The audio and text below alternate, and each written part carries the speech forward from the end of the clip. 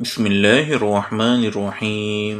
السلام علیکم دوستو، قبر نبوی صلی اللہ علیہ وسلم سیریز کے پارٹ 3 میں خوش آمدید۔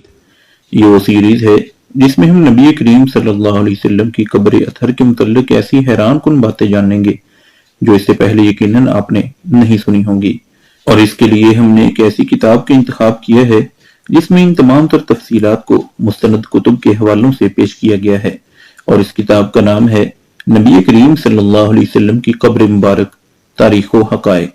اور اس سیریز میں جن باتوں کو ہم جاننے والے ہیں ان میں نمبر 1 اس کتاب کا تعارف، نمبر 2 حجرہ نبویہ کا تعارف، نمبر 3 کیا نبی کریم صلی اللہ علیہ وسلم کی قبر مبارک مسجد نبوی میں ہے، نمبر 4 قبروں کو سجدہ گاہ بنانے کی ممانعت میں وارد احادیث اور ان کا معنی و مفہوم، نمبر 5 مسجد نبوی کی مختلف زمانوں میں ہونے والی توسیعات کا مختصر تعارف اور ان کا مسجد نبوی پر اثر، نمبر 6 قبر پرستوں کے ایک شبے کا ذکر اور اس کا جواب، اور نمبر 7 نبی کریم صلی اللہ علیہ وسلم کی قبر کو مسجد میں داخل کرنے سے قبر پرستوں کا استدلال، نمبر 8 حجرہ عائشہ کو مسجد میں شامل کرنے کے بارے میں سلف کا موقف۔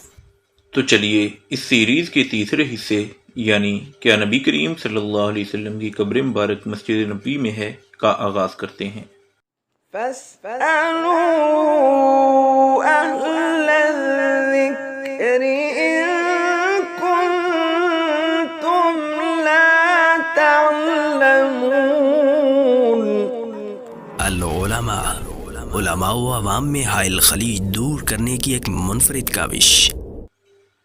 ابتدائیہ الحمدللہ الذی ارسل رسولہ بالہدی ودین الحق لیظہرہ علی الدین کلہ وکفی باللہ شہیدا واشہد ان لا الہ الا اللہ وحدہ لا شریک لہ اقرارا بہ وتوحیدا واشہد ان محمدا عبدہ ورسولہ صلی اللہ علیہ وعلی آلہ وصحبہ وسلم تسلیما مزیدا، اما بعد۔ قبر پرست لوگ عوام الناس کو گمراہ کرنے کے لیے مختلف قسم کے شبہات کی ترویج میں مصروف رہتے ہیں۔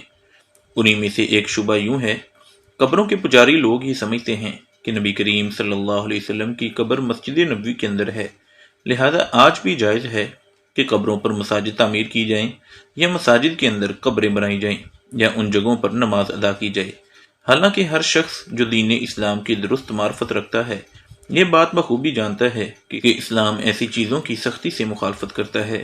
یہ ایسا دین ہے جس نے شرک کی جڑوں کو کاٹ پھینکا اور اس کا ذریعہ بننے والے ہر قول و فعل سے منع کر دیا، تاکہ عقیدہ توحید کے اندر کسی قسم کا خلل نہ آئے، اور کسی بھی صاحب عقل شخص کے نزدیک اس بات میں کوئی شک نہیں کہ قبروں کو سجدہ گاہ بنانا یہ شرک باللہ تک پہنچانے کا بالکل واضح ذریعہ ہے۔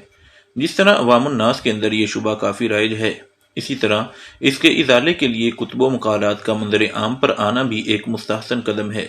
چنانچہ اس شبہ کے تار و بود بکھیرنے کے لیے میں نے اس پر غور و فکر کیا اور علماء کی کتابوں کا مطالعہ کیا تاکہ میں بھی اس نیکی کے کام میں حصہ ڈال سکوں۔ مضامین کتاب کو 5 حصوں میں تقسیم کیا گیا ہے۔ اول، قبروں کو سجدہ گاہ بنانے کی ممانعت میں وارد احادیث اور ان کا معنی و مفہوم۔ دوم، مسجد نبوی کی مختلف زمانوں میں ہونے والی توسیعات کا مختصر تعارف اور ان کا مسجد نبوی پر اثر۔ سوم، قبر پرستوں کے ایک شبے یعنی کہ بعض صحابہ کرام نے نبی کریم صلی اللہ علیہ وسلم کو مسجد میں دفن کرنے کی رائے دی تھی اور کسی نے ان کی بات کا انکار نہیں کیا تھا کا ذکر اور اس کا جواب۔ چہارم، نبی کریم صلی اللہ علیہ وسلم کی قبر کو مسجد میں داخل کرنے سے قبر پرستوں کا استدلال اور اس کا جواب۔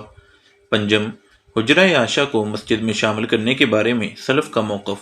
دوران گفتگو وارد ہونے والی آیات، احادیث اور مختلف نقول کو باحوالہ ذکر کرنے کے اہتمام کے ساتھ ساتھ آخر میں مصادر اور موضوعات کی فہرست بھی دی گئی ہے۔ اسی طرح موضوع پر گفتگو کرتے ہوئے بہت زیادہ تفصیل کی بجائے اختصار ملحوظ رکھا گیا ہے تاکہ قارئین کے لیے اس سے استفادہ کرنا آسان ہو۔ اللہ سے دعا ہے کہ اللہ اس کو نافع بنائے، کیونکہ وہی اس بات کی اہلیت اور قدرت رکھتا ہے۔ علماء و عوام میں حائل خلیج دور کرنے کی ایک منفرد کاوش۔